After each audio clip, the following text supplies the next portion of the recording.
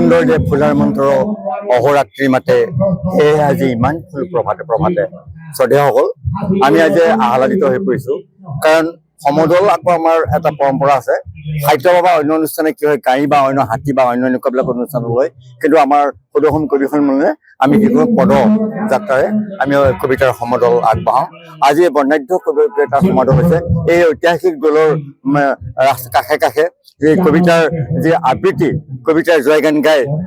আমি গোটেই সমদল মানে শিৱসাগৰবাসী আগবঢ়াটো এটা ঐতিহাসিক মানে তাৰিখ মই চমকপদ বুলি কৈছোঁ এটা কথা আকৌ যে বহুত দীঘল মানে লাইন হৈ এসোপা মানে লাইনেৰে যে কিবা এটা মাত্ৰা পাব তেনেকুৱা কথা নহয় খুব সীমিত মানুহৰ মাজত যদি তাৰ মাত্ৰা পাতে দেশ থাকে গভীৰতা থাকে তেতিয়াহ'লে সেই অনুষ্ঠানটোৰ সাফল্যমণ্ডিত হয় মই আজি সমদলৰ কাৰণে অত্যন্ত সুখী হৈছোঁ আৰম্ভণিখিনি মই কৰি দিছোঁ আৰু সকলো মানে মহিলাই আৰু শিৱসাগৰৰ শিশুসকলে যে আগত গৈ মানে এই যে সুন্দৰ যে ফুলাৰ মন্ত্ৰ অহোৰাত্ৰি গাইছে এয়া কিন্তু সদৌ অসম কবি সন্মিলনৰ কাৰণে অতি গৌৰৱৰ আৰু বিশেষকৈ শিৱসাগৰবাসীৰ কাৰণে অতি ভাল লগা আপোনালোকৰ শুভ ভাল হওক আৰু আজি আমি সামৰণিত উপনীত হৈছোঁ মই এইকাৰণে আৱেগিক হৈ পৰিছোঁ যে অতি আনন্দৰ মাজেৰে আমি আজি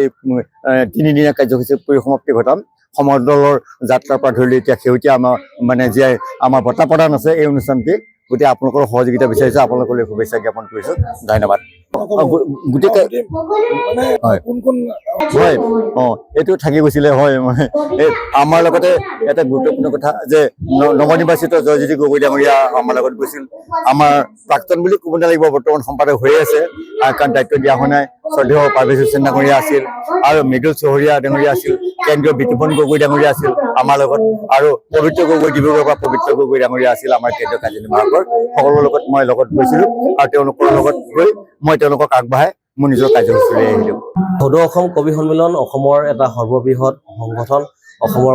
কবিকুলৰ সংগঠিত কৰা এই সংগঠনটোৰ প্ৰধান সম্পাদক হিচাপে শিৱসাগৰত অনুষ্ঠিত সপ্তদশ দ্বিবাৰ্ষিক পূৰ্ণাংগ অধিৱেশনৰ প্ৰতিনিধি সভাই নিৰ্বাচিত কৰিছে আমাক আমি অনাগত দিনবিলাকত এই সংগঠনটোক আৰু শক্তিশালী ৰূপত যাতে লৈ যাব পাৰোঁ তাৰ কাৰণে প্ৰচেষ্টা চলাম সকলোকে লগত লৈ হাতে হাত ধৰি আমি সদৌ অসম কবি সন্মিলনৰ 1987 চনত স্থাপিত হোৱাৰ পৰা বৰ্তমানলৈকে যি যাত্ৰা এই যাত্ৰা আৰু অধিক ঊৰ্ধ্বমুখী কৰাৰ কাৰণে আমি প্ৰচেষ্টা চলোৱাৰ সংকল্প গ্ৰহণ কৰিছোঁ সদৌ অসম কবি সন্মিলনৰ তিনিদিনীয়াকৈ 37 সংখ্যক যি অধিৱেশন এই অধিৱেশন শিৱসাগৰত অনুষ্ঠিত হয় আৰু এই অধিৱেশনে ঐতিহ্যমণ্ডিত শিৱসাগৰৰ পৰা এক নতুন যাত্ৰা কৰিব আৰু কবিতাৰ যি সমদল যাত্ৰা আজি আছে তৃতীয় দিনা এই তৃতীয় দিনাৰ কবিতাৰ সমদল যাত্ৰাই অসমৰ যি কাব্যিক বাতাবৰণ এটা সুস্থ আৰু সবল আচলতে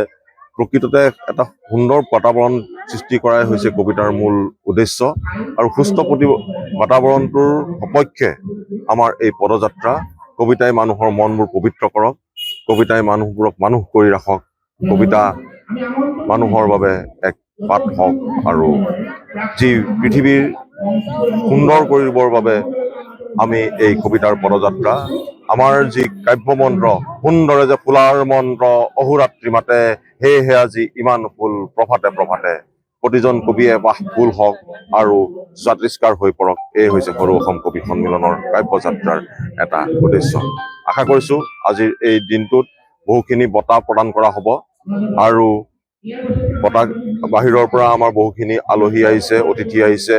আৰু বহুখিনি সন্মানীয় বঁটা প্ৰাপক আছে সেই তেওঁলোকক আমি বঁটা প্ৰদানেৰে আজি মূল অধিৱেশনখন অনুষ্ঠিত হ'ব বুলি আশা কৰিলোঁ যিকোনো খবৰৰ বাবে যোগাযোগ কৰক 7099017330 লগতে 7099017110 নম্বৰত